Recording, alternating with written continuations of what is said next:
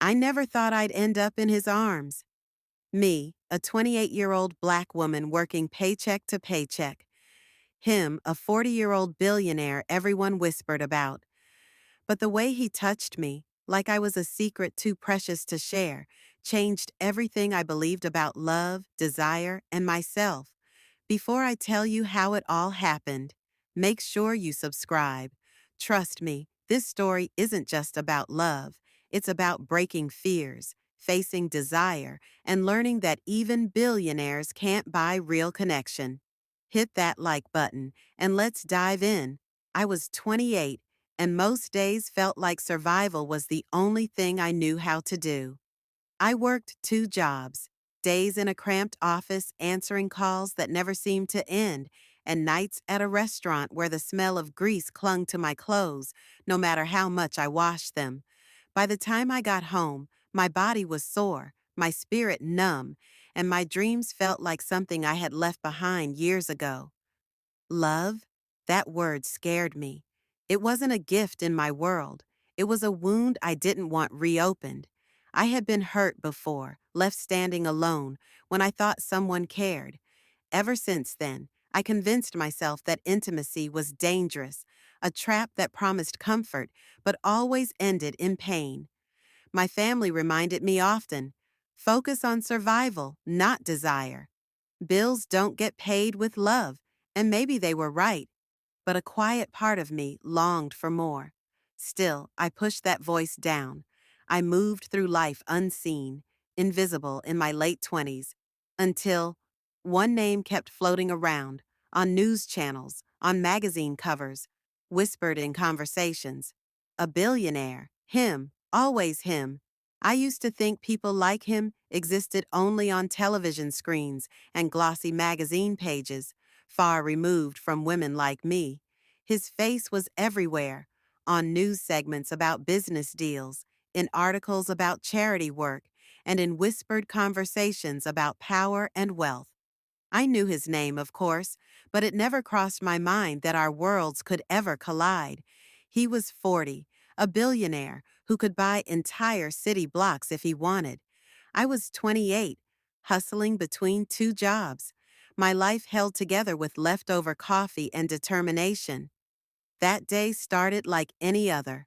I was running late, dragging my feet into a small cafe tucked away on the corner, the kind of place where people went to disappear for a moment. My plan was simple: grab a cheap cup of coffee, breathe for 5 minutes, and head to my next shift. I had no idea fate had something else in store for me. He was already there, sitting in the far corner. At first, I didn't recognize him. He wasn't surrounded by photographers or suited men whispering into earpieces. He wasn't polished in the way I'd seen him on magazine covers. Instead, he looked tired, almost human. His jacket was folded on the back of his chair, and he cradled a cup between his hands like he needed its warmth more than the caffeine. I might have walked right past him if it weren't for the way his eyes lifted and caught mine. There was nothing flashy about it, just a look, but it lingered, as if he saw me in a way others didn't. I froze for a second, unsure why a man like him would hold my gaze for even a heartbeat. I quickly turned away, embarrassed, and joined the line. When I finally got my coffee, the shop was crowded, every table taken. My instinct was to leave, but before I could, a voice called out, deep, steady, with a tone that carried more warmth than power. You can sit here if you'd like. I turned, and my breath caught when I realized who it was. Him, the man from the covers, the billionaire whispered about. My body stiffened, panic rushing in. I wanted to decline, to slip out unnoticed, but something in his expression, calm, patient, not demanding, made me nod. I sat down, feeling awkward, clutching my cup like a shield. For a few seconds, neither of us spoke. Then, unexpectedly, he smiled. A small one, not the kind reserved for cameras, but something softer. Long day? He asked. His question felt too ordinary for a man of his stature, but maybe that's why it disarmed me. I laughed nervously, answering honestly, "Every day feels like a long day." That broke the ice. He didn't talk about money, power, or the empire he owned. He asked about me, my jobs, my family, my little frustrations. He listened, really listened, in a way most men never had. I found myself speaking freely, words tumbling out without fear of judgment. For the first time in years, I felt like someone was actually seeing me, not just another face in the crowd. Eventually, I asked about him, careful not to pry. He shrugged, almost shy, and spoke about sleepless nights, about the weight of being wanted for what he had rather than who he was. His honesty caught me off guard. I expected arrogance, entitlement, but what I saw was loneliness. As we talked, the world outside blurred.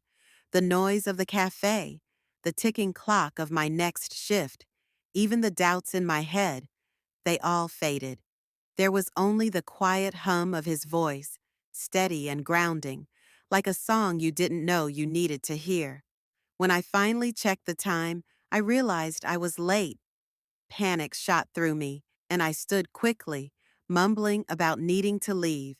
He looked at me with something that almost resembled disappointment, but didn't try to stop me. Instead, he said, "I hope this isn't the last time we meet." I didn't know what to say. Part of me wanted to laugh at the absurdity of it. Me, a broke black woman, and him, a white billionaire with the world at his fingertips. But another part of me, the part that had been starved of tenderness for so long, whispered, "Maybe this isn't impossible." As I walked out of the cafe, the cool air rushed against my skin. My heart was racing, my thoughts tangled. I told myself it was nothing, just a random encounter I'd forget in a week. But deep down, I knew something had shifted. That day was the beginning of a story I never thought I'd be brave enough to live. The next time we met, everything felt different. It wasn't in that quiet cafe where he looked like just another man. This time, it was in his world, the one I'd only seen on TV and in glossy magazines. He invited me to dinner, casually, as if it were the simplest thing. But when the car arrived at my apartment building, sleek and black, with a driver who knew my name, my stomach twisted. I had never stepped into a life like his before. I remember the silence in the car. My mind raced with questions. Why me? Why now? What could he possibly see in a woman like me? When the car pulled up to the restaurant, I nearly turned back. The entrance sparkled with lights. Cameras flashed at every corner, and people stepped out of cars dressed like they belonged to another world. I felt painfully out of place in my modest dress, my hands shaking as I smoothed the fabric. He was waiting at the entrance, calm and sure, dressed in a simple suit that somehow made him stand out even more. When he saw me, his eyes softened, and he reached out his hand like it was the most natural thing in the world. My fear didn't vanish, but it eased, just enough for me to take that step forward. Inside, everything shimmered. Crystal glasses, soft music, people who looked polished and perfect. I felt the weight of their stares before I even sat down. Whispers floated through the air, sharp enough to cut. "Who is she? She doesn't belong here." My skin burned under their judgment. I lowered my eyes, wishing I could disappear. He noticed. He leaned closer, his voice low but steady. "Don't mind them. They've never mattered to me, but it was hard not to mind. I had lived my whole life hearing voices telling me to stay in my lane, reminding me that survival was all I could hope for. Now, sitting in a place where wealth dripped from the walls, I felt small again. My heart begged me to run, to retreat into the safety of invisibility. Yet when I looked at him, I saw something else. His eyes weren't on the chandeliers or the elite crowd. They were on me, as if I were the only one in the room who mattered. That gaze terrified me. Because what if it wasn't real? What if I let myself believe in it and ended up broken all over again? Dinner passed in a blur. He spoke easily, steering the conversation away from money and power. He asked about my dreams, and when I admitted I barely thought about them anymore, he didn't judge. He simply said, "Maybe it's time you start again." His words echoed in my chest. No one had said something like that to me in years. Still, even as I smiled and pretended to relax, a storm raged inside me. Desire was knocking, louder than ever, but fear clung to me just as tightly. I knew what desire could do. It could expose you, leave you vulnerable, and in the end, it could destroy you. When the evening ended, he walked me out to the car. Paparazzi lights exploded like fireworks, people calling his name, cameras pointed in our direction. I flinched, instinctively stepping back, but he steadied me with a touch, light, respectful, grounding. To the world, it might have looked like a small gesture, but to me, it felt like a promise. As the car drove me home, I stared out the window, torn between two truths. Part of me wanted to surrender, to believe in the way he saw me. The other part was already building walls, whispering that nothing good lasts. His world was filled with power and attention. Mine was filled with caution and survival. How could those two ever exist together? But even as I doubted, a quiet certainty settled inside me. I was already too deep. His world scared me, but the thought of walking away scared me more. It wasn't the dinners, the cars, or the grand gestures that changed me. Those things felt like a costume I was borrowing, something that never truly belonged to me. What shifted everything happened in the quiet moments, when there were no flashing lights or curious eyes. That was when he let his guard down, and when I began to let mine fall too. One night stands out in my memory like it was etched into my skin. He had invited me to his penthouse, not for some glamorous party, but because he said he wanted me to see the real him. I almost laughed at the words. How real could a billionaire's life be? Still, curiosity pulled me through his doors. The space was breathtaking, of course. Glass walls overlooking the city, art that probably cost more than I made in a year, silence so thick it pressed against my ears. But what caught me off guard was how empty it all felt.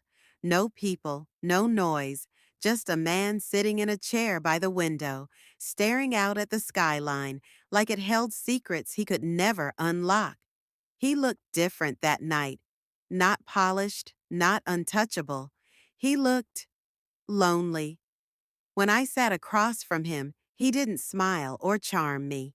Instead, he sighed and said softly, "Everyone thinks I have everything. But what good is it when none of it feels real?" Something inside me cracked. I had always assumed men like him were invincible, untouched by the fears that haunted women like me. But in that moment, I saw his humanity, and when his eyes found mine, searching, I felt a truth pass between us. We were both afraid. We talked for hours. He told me about nights he couldn't sleep, about friends who weren't friends at all, about the exhaustion of being wanted for what he could give, never for who he was. I listened, silently, feeling my defenses slipping. For the first time, I wasn't just a woman in awe of a billionaire. I was a woman sitting across from a man, both of us raw and unguarded. At some point, the silence grew heavy, but not uncomfortable. It was the kind of silence that invites closeness. He reached out, hesitating as if asking permission without words. His fingers brushed mine, a touch so light it could have been mistaken for an accident. But it wasn't. It was deliberate, careful, reverent. That touch lit a fire in me I had spent years trying to smother. I had been afraid of desire for so long, convinced it would only betray me. But the way he touched me wasn't about taking. It was about seeing, about honoring. I felt it in the way his hand trembled slightly, in the way his eyes softened, as if I wasn't just a woman he wanted, but a secret he longed to protect. I should have pulled away. Every warning in my head screamed that letting him in would destroy me, but I didn't move. I let his hand rest against mine, and I let myself feel the truth I had buried. I wanted this. I wanted him, not for his money, not for his power, but for the way he made me believe I wasn't invisible. That night, nothing more happened. No grand declarations, no rushed passion. Just two people sitting in the dark, holding on to a connection neither of us had expected. And maybe that was why it mattered so much. Because it wasn't the world watching us, it was just him and me, breathing in the same fragile space, daring to believe that desire didn't have to mean destruction. When I left his penthouse, the city lights glittered below me like 1,000 temptations. My heart was racing, not from fear, but from possibility. For the first time in years, I felt something new. Desire didn't feel like danger anymore. With him, it felt like a secret worth keeping. For weeks, I floated in a strange new world, caught between the life I had always known and the life I was beginning to taste through him.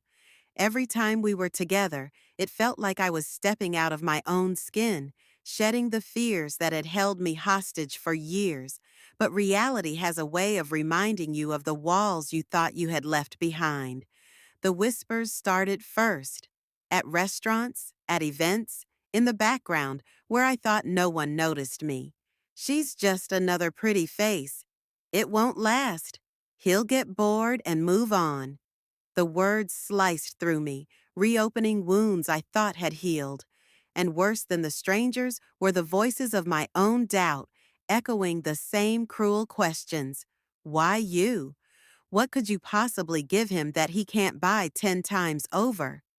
One night, at a charity gala he insisted I attend, it all came crashing down. I had dressed carefully, telling myself I belonged, but the moment I walked in, I could feel the stares prickling against my skin. Perfect women in glittering gowns eyed me like I was a mistake. Laughter floated through the air, soft but sharp, and I just knew it was about me. I tried to hold my head high, tried to stand tall next to him, but my chest felt tight. Every smile he gave me only made me feel like an imposter, like I was stealing a role that didn't belong to me. At some point, I slipped away, hiding in a quiet hallway, my hands trembling as I pressed them against my face. That was when I overheard them. Two women, perfectly polished, their voices dripping with cruelty. She won't last. He'll replace her like he always does. Girls like her don't survive in his world. I don't know why those words hit harder than all the others, but they did. Maybe because deep down, I feared they were right. My heart cracked under the weight of it, and suddenly the air felt too heavy. I couldn't breathe. I couldn't stay. I left the gala without telling him, rushing outside into the cold night air. My heels clattered against the pavement as tears blurred my vision. I told myself this was for the best, that leaving now would save me from heartbreak later, that walking away was the only way to protect the little pieces of myself I still had left. But then I heard him, his voice sharp with panic, calling my name. And when I turned, there he was, running toward me, his perfect composure shattered, his eyes raw with fear. "Don't go," he said, breathless. "Please, don't go." I tried to protest, to tell him I didn't belong in his world, that I was a fool for ever thinking I could. But he didn't let me finish. His hands cupped my face, firm but gentle, anchoring me as his voice cracked. "You think I care about what they say? About what they think? I don't want another perfect woman in a perfect gown. I don't want someone who loves the idea of me. I want you, just you. I don't want your money. I don't want your image. I want your soul." The words hit me like thunder. I had never been wanted that way before. Not for how I looked, not for what I could provide, but for me, the broken, exhausted, guarded woman I was. My heart warred with my fear, but in that moment, his truth shattered the walls I had clung to. I had a choice: keep running or surrender to the terrifying, beautiful possibility of love. My body trembled as I leaned into his touch, my voice barely a whisper. Then don't let me fall alone. And in his eyes, I saw the promise that he wouldn't. After that night, something in me shifted permanently. It wasn't sudden fireworks or some magical erasure of fear. No, it was quieter than that.